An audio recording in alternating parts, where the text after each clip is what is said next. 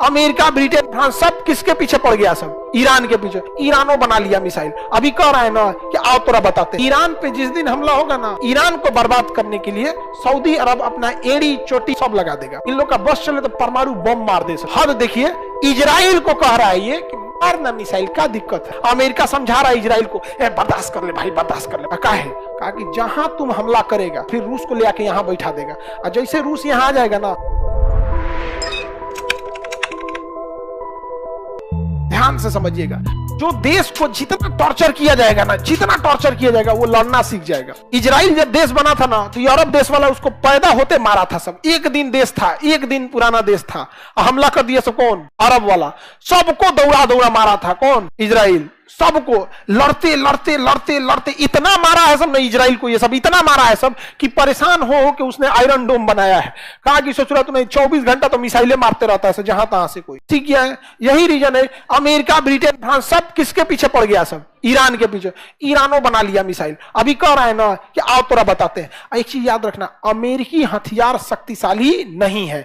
ये लोग एकदम कमजोर देश पे हमला करते हैं। अफगानिस्तान जिसके पास एयरफोर्स नहीं था, गाजा जिसके पास ना एयरफोर्स है, ना नेवी है, ना एयर डिफेंस है, ना मिसाइल है, ना हेलीकॉप्टर है, तो वहां मारते हैं। कहते हैं हमारा हथियार तगड़ा है। अभी डर के मारे हथियार लेके नहीं आ रहा है ईरान में। जानते क्या है? ईरान मार के गिरा देगा हथियार, हो जाएगा बेइज्जती। लाए तो था पाकिस्तान F-16, अभिनंदन मार के गिरा दिए। घुमाए तो इन्हों का इंजन बंद हो गया। F-16 मार के गिरा दिया। PNS गाजी भारत मार के डुबा दिया। अमेरिका का हथियार था, पाकिस्तान को दिया था। इन सब का हथियार जो होते हैं सब ना नहीं देना। एक बार F-22 अमेरिका का जहाज था, कहा कि इसको कोई नहीं रडार में देख सकता है। रसिया का जहाज Su-35 3 बार उसको शूट डाउन किया। बिना मिसाइल का लॉक कर लिया जाता है सॉफ्टवेयर पे। अमेरिका पगला गया, कहा कि आज के बाद हम इस जहाज को रसिया के साथ नहीं ले जाएंगे। मार के गिरा दे रहा है। समझ में आ रहा है कि नहीं आ रहा है? इस समुद्र के किनारे देखें, कोना में मिलेगा आपको एक जगह आबादान, एकदम कोना में आबादान मिल गया। आबादान, आबादान मिला।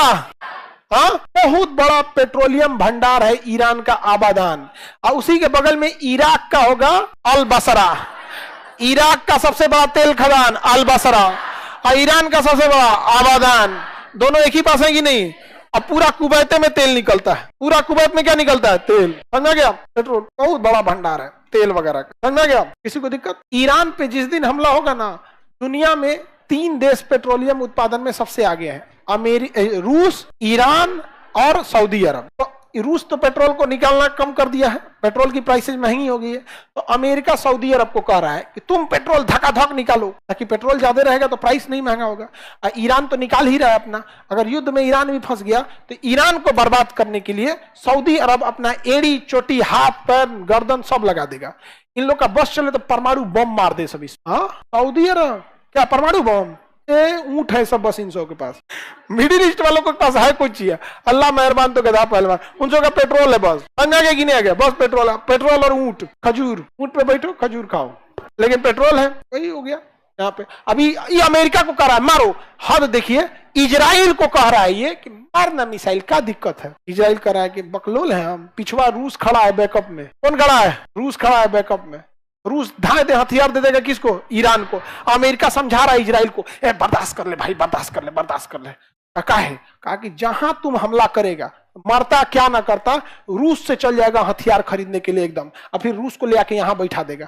और जैसे रूस यहां आ जाएगा ना, ये सब अमेरिका के दोस्त है। सब किसके दोस्त है? सब अमेरिका। इसलिए अमेरिका समझा रहा है भाई जोन भल तो छोड़ दो, भुला जाओ, तू तो मरले बड़ा हो। गांव में आदमी ऐसे ना झगड़ा सुल जाता है, जाए तो दोनों लोग मरले बड़ा, बात बराबर हो गई, छोड़ दो लोग, अब जा लो। तो अमेरिका क्या कर रहा है? समझा रहा है।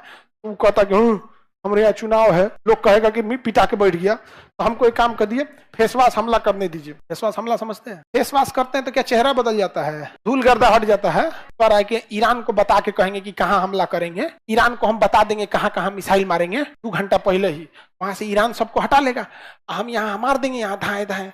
ईरान को कहेंगे कि अपनी मीडिया से कहना कि सारी मिसाइल को मार दिया गया, और हम अपनी मीडिया को कहेंगे कि मार के तबाह कर दिए ईरान को। हो गया, वोट मिल गया हम लोग को। समझ रहे हो खेल क्या चल रहा है? हाँ, अभी तो यही हो रहा है ना। खेल सारा है लोकतंत्र में, बस अब मीडिया अपने हाथ में। हर देश में विष का न्याय है, सब विष का न्याय हर देश में है सब। यहाँ नमस्कार, आइए देखते हैं हम यहाँ पे। यहाँ गई थी हमारी बहन रिपोर्टिंग करने इजराइल में गई थी हमारी बहनिया वहां पे। हाँ बाप रे बाप, एक बार हमको मुंबई में मिल गई, हम डरा के भागे वहां से। ना हमरा से ना डरी लगी, 2-4 को सवाल पूछना, हम भागे यहाँ पे कि हम बुद्धि वाले के पास रहिएगा ना तो आपका ही बुद्धि कम हो जाएगा। पहले जमाने में देखिए ना, बड़े बड़े लोग अपने अगल बगल राजा महाराजा नवरत्न रखते थे ताकि दिमाग मिले। इन बकलोलन के पास रहेगा आदमी और दिमाग चल जाएगा। आप पूछ रही कि आपको ये सब जानकारी कहाँ से मिलता है? हम कहे पढ़ के। कौन चीज हम कहाँ से लेके आ रहे हैं? पढ़िए अभी। आप तो हिंदुस्तान का अखबार पढ़ते हैं, कितना लोग सऊदी अरब का अखबार पढ़ रहा है? भारत के बारे में जानकारी किसी को इकट्ठा करना है, कुछ नहीं करना है। भारत में आने वाले 3 बड़े अखबारों को 6 महीना लगातार पढ़िए। कोई आदमी बैठा है यमन में, ओकरा का पता है?